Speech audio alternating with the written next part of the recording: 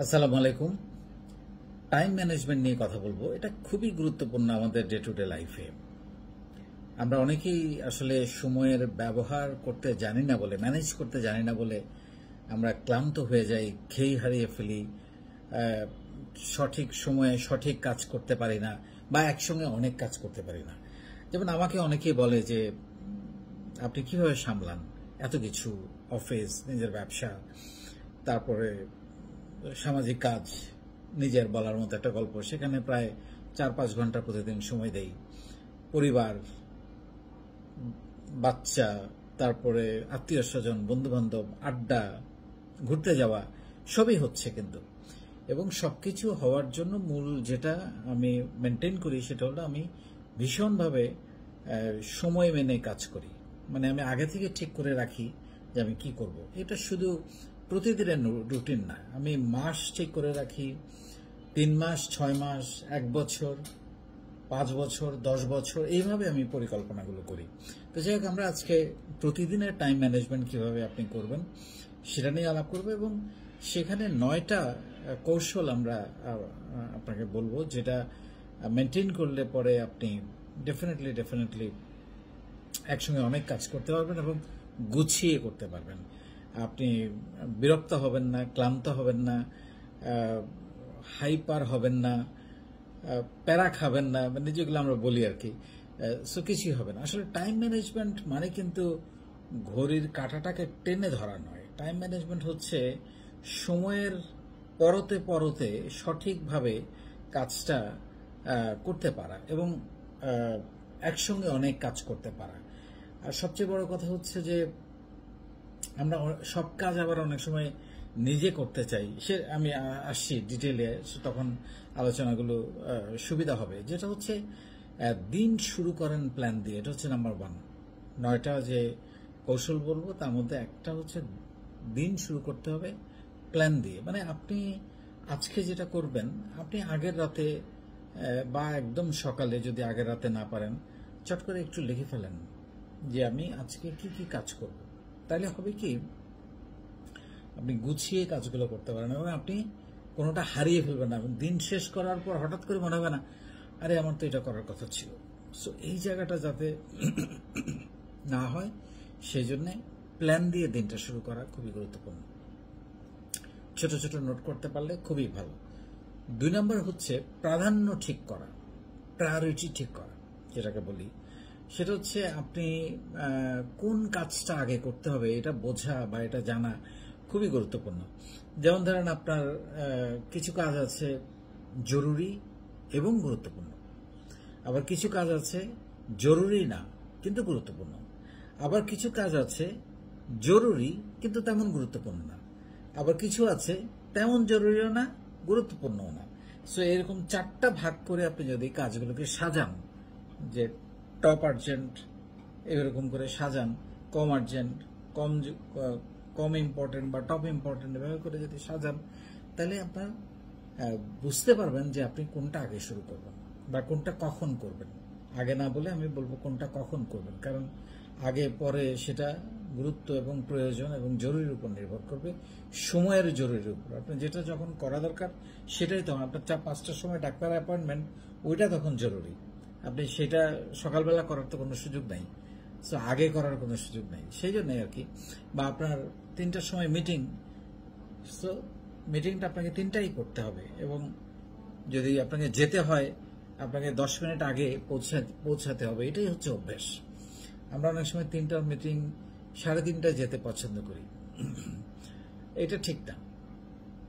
এটা আমার কাছে মনে হয় যে যার কাছে যাচ্ছেন তাকে গুরুত্ব না দেয়। আবার অনেকে ভাবে যে আগে আসলে বোধহয় তার গুরুত্ব কম, মনে করুক, বাট আপনি যাকে গুরুত্ব দেওয়ার সেটা আপনি গুরুত্ব দেন।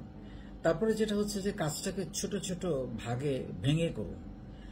যেমন একটা বড় কাজকে ছোট ছোট ভেঙে করা যেতে পারে, যে আজকে এতটুকু করবো। যেমন আপনি একটা রিসার্চ করছেন বা একটা লেখালেখি করছেন বা একটা প্রেজেন্টেশন তৈরি করছেন, ছোট ছোট ভাগ করে ফেললেন যে আপনি 30টা স্লাইড বানাতে হবে, ওকে আমি 4টা করে বা 5টা করে, সময় আছে, ডেলি একটু একটু করে আগিয়ে রাখলাম।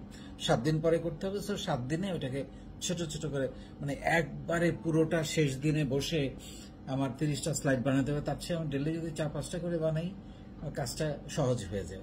ছোট ছোট করে ভাগ করে কাজ করা, টাইম ব্লক ব্যবহার করা, পড়াশোনা, কাজ, ব্যায়াম, রিল্যাক্স, আড্ডা, এগুলোর জন্য আপনি টাইম সেট করে ফেলেন যে আপনি কখন পড়বেন বা আপনি শিখবেন, জানবেন, লেখাপড়ার জন্য ব্যয় করবেন। কারণ আমাদের একটা ধারণা আছে যে আমরা তো মাস্টার ডিগ্রি পাশ করে ফেলেছি বা গ্রাজুয়েশন করে ফেলেছি, আর লেখাপড়ার দরকার নেই। নো, ব্যাপারটা এরকম না। একটা মানুষকে জীবিত থাকাকালীন সারা জীবন পড়তে হবে। পড়াশোনা থেকে আপনি যদি বের হয়ে যান, আপনি পিছিয়ে পড়বেন। আপনি সময়ের সাথে তাল মিলিয়ে চলতে পারবেন না। কোথায় কি হচ্ছে আপনি জানবেন না। কেউ হয়তো বলতে পারে আমি তো সোশ্যাল মিডিয়া থেকে, ফেসবুক থেকে সব জানি। না, ভুল। অনেক সময় সোশ্যাল মিডিয়াতে সব তথ্য, সঠিক তথ্য জানা যায় না। সেজন্য আপনাকে বই পড়তে হবে, সঠিক ভিডিও দেখতে হবে এবং মানে আপনার যে স্কিল ডেভেলপমেন্ট সেটা কন্টিনিউয়াস জারি রাখতে হবে। তো সেই জন্য আপনি কখন ব্যায়াম করবেন, আমি যেটা বলি যে দিন 23 ঘন্টা 24 ঘন্টা একদিন ভুলে যান, কারণ 1 ঘন্টা হচ্ছে ঘাম ঝরানোর জন্য। সো এটা খুবই গুরুত্বপূর্ণ। এটা আপনি সকালে করবেন না সন্ধ্যায় অফিসের পরে করবেন, আপনি ঠিক করে রাখেন। সকালে করাটা বেটার, তাতে একটু রোদ পাবেন আপনি। তারপরে আপনি কাজের সময়টা যতক্ষণ আপনি কাজ করবেন 8 ঘন্টা 9 ঘন্টা। আমি তো প্রায় 14 থেকে 15 ঘন্টা কাজ করি, মানে আমার অফিসিয়াল মানে বিজনেসের কাজ এবং সোশ্যাল ওয়ার্ক সবকিছু মিলিয়ে প্রায় 14 থেকে 15 ঘন্টা প্রতিদিন কাজ করি। সো এটাকে ভাগ করে নেওয়া, এটা হচ্ছে খুবই গুরুত্বপূর্ণ। তারপরে হচ্ছে যে ডিস্ট্রাকশন কমান, সেটা হচ্ছে যে কিছুক্ষণ পর টুন টুন করে মেসেজ আসতে থাকছে হোয়াটসঅ্যাপে, ইনবক্সে, দরকার নাই। একটা সময় ঠিক করেন যে আমি দিনে 3 বার ইনবক্স দেখব বা মেসেজ দেখব, সকালে একবার, দুপুরে একবার, রাতে একবার। That's it. সারাদিন ধরে টিকটিক করে প্রতিটা মুহূর্তে। হ্যাঁ, আপনার যদি প্রায়োরিটি কেউ থাকে কাজের জন্য বা আপনার মন ভালো রাখার জন্য বা আপনার গুরুত্বপূর্ণ, সেটা আপনি ডেফিনেটলি দেখবেন। কিন্তু ইন জেনারেল দিনে 3 বার বা 4 বারের বেশি এই নোটিফিকেশনে ঢোকা, এটা আসলে সময়ের অপচয় ছাড়া আর কিছুই না। বিরতি নেন। আমরা সাধারণত যেমন ধরেন এই যে আমি যে বসে আছি, এই আরামদায়ক চেয়ারে বসে কাজ করাটা স্বাস্থ্যসম্মত না। তো সেই জন্য যেটা করতে হবে সেটা হচ্ছে যে যেটা উচিত, যেমন আপনি খেয়াল করে দেখবেন আমি কিন্তু একদম পুরা হেলান দিয়ে বসেছি। এটা কিন্তু জানতে হয়। অনেকে এভাবে বসে, এই যে একটু সামনে এসে বসে মাঝখানে খালি, কিন্তু তখন মেরুদণ্ডের উপর একটা চাপ পড়ে। সো বসার ব্যাপারটা একদম পুরাটা পিঠ লাগিয়ে চেয়ারে বসা, এটা খুবই গুরুত্বপূর্ণ। নাহলে একসময় দেখবেন পিঠে ব্যথা করছে। আরেকটা হচ্ছে যে প্রতি 25 মিনিট বা 30 মিনিট কাজ করার পরে 2 মিনিট বা 5 মিনিটের একটা ব্রেক নেয়, একটু হেঁটে আসা, 2 বার পায়চারি করে আবার বসা। সো এভাবে করে করে কাজ করলে হবে কি, আপনি মানে যখন যেটা করবেন সেটার প্রতি অনেক বেশি মনোযোগী থাকবেন, একঘেয়েমি মনে হবে না এবং কনসেন্ট্রেশন নষ্ট হবে না। সো একটু একটু বিরতি দেওয়া খুবই গুরুত্বপূর্ণ। আপনি দুপুরবেলা লাঞ্চ টাইমে একটু হাফ অ্যান আওয়ার বা 15 মিনিট একটু আরাম করে নিলেন। এবং আমি বলবো যে এটাও কাজের জন্য খুব ভালো যদি করা যায়। বাট আমরা অনেক সময় পারি না, নানান রকম দোহাই দেই। সো দোহাই আমরা দিতে পারি, কিন্তু আসলে by the end of the day শরীরটাও তো ঠিক রাখতে হবে, তাই না? তারপরে হচ্ছে না বলতে শেখা। আমরা মানে না বলতে না পারার কারণে, সবাইকে হ্যাঁ বলতে পারার কারণে অনেক সময়ের অপচয় হয়ে যায়, নষ্ট হয়ে যায়। আপনি বিনয়ের সঙ্গে না বলেন, মানে সেখানেও আপনাকে প্রায়োরিটি করতে হবে। গুরুত্বপূর্ণ, কম গুরুত্বপূর্ণ, বেশি গুরুত্বপূর্ণ, জরুরি ভেবে আপনাকে, এবং আপনার জন্য কতটা দরকার বা মানুষের জন্য কতটা দরকার সেটা বুঝিয়ে আপনাকে না বলাটা শিখতে হবে বিনয়ের সঙ্গে। ব্লান্ট বা মানুষকে মনে কষ্ট দিয়ে না বলা যাবে না, বিনয়ের সঙ্গে বলতে হবে। তারপর হচ্ছে ডিজিটাল টুল ব্যবহার করেন। আপনি আপনার রিমাইন্ডারগুলো সেট করে রাখেন। গুগলে তো এখন গুগল ক্যালেন্ডারটা খুবই জনপ্রিয়। তারপরে এছাড়াও ট্রেলো আছে, নোশন আছে, সো অনেকগুলো আছে। সেগুলো দিয়ে আপনি কখন কোনটা করতে হয়, হয়তো আপনার বিভিন্ন ডেটে নানান রকম অ্যাপয়েন্টমেন্ট থাকে, টাইমের অ্যাপয়েন্টমেন্ট থাকে, সেগুলো আপনি সেট করে ফেলেন, তাহলে ইজি হয়ে যাবে। আপনার মেমোরিতে অনেক কিছু রাখতে হবে না, সো অটোমেটিক আপনাকে রিমাইন্ডার দিবে যে এটা এখন করতে হবে। So these are very important. এবং দিন শেষে 9 নাম্বার যেটা, রিভিউ করেন রাত্রেবেলা। যেমন আমি তো আপনাদেরকে বলি যে নিজের সাথে কথা বলা, এইটা হচ্ছে দিন শেষে রিভিউ করা।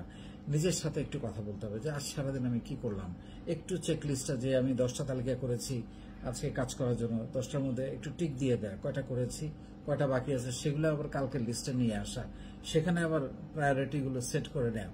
সো একটু রিভিউ করা, কোনটা হয়েছে কোনটা হয় নাই এবং আবার কোনটা করব।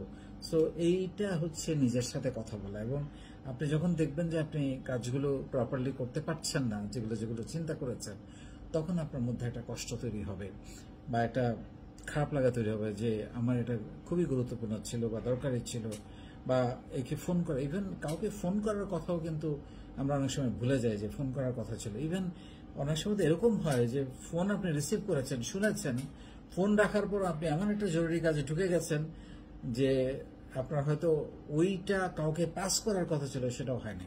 সো সেই জন্য নোট করাটা খুবই গুরুত্বপূর্ণ। তা আমার মনে হয় যে এই জিনিসগুলো মেনটেন করতে পারলে আপনার জন্য দিনের কর্মসূচি বা টাইম ম্যানেজমেন্ট খুবই সহজ হয়ে যাবে, এবং তখন আপনিও মাল্টিটাস্কিং, অনেক কাজ একসঙ্গে করতে পারবেন, এবং এটা খুবই সহজ ব্যাপার হয়ে যাবে আপনার জন্য। অনেক ধন্যবাদ।